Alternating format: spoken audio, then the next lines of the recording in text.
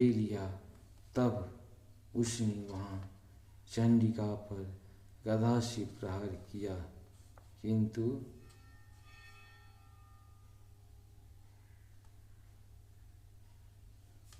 रक्त ने उनका लिया। अपने वहाँ चंडिका पर गदा से प्रहार किया, किंतु उस गदा पात ने देवी को तनिक भी वेदना नहीं पहुँचाई।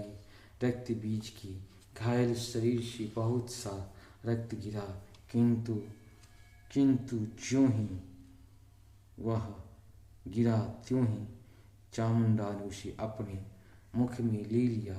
रक्त गिरने से काली के मुख में जो महादैत्य उत्पन्न हुए, उन्हें भी वह चट कर गई तथा उसने रक्त बीज का रक्त भी पी लिया। तदंतर देवी ने रक्त बीज को, जिसका रक्त चामुंडा ने पी लिया था, वज्रबाण, खंडक तथा इस आदि से मार डाला। राजन, इस प्रकार शस्त्रों के समुदाय से आहत एवं रक्तहीन हुआ महादैत्य रक्तबीज पृथ्वी पर गिर पड़ा।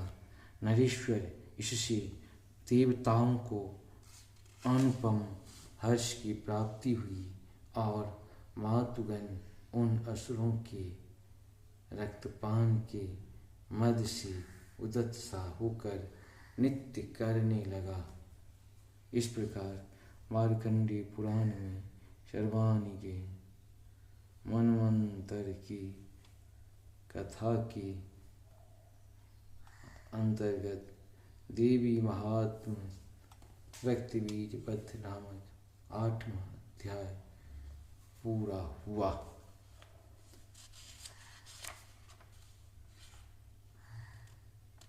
8वां अध्याय पूरा पूर्ण की। जय श्री राम। माता जी प्रणाम। हर हर महादेव। जय हो श्री। जय श्री राम।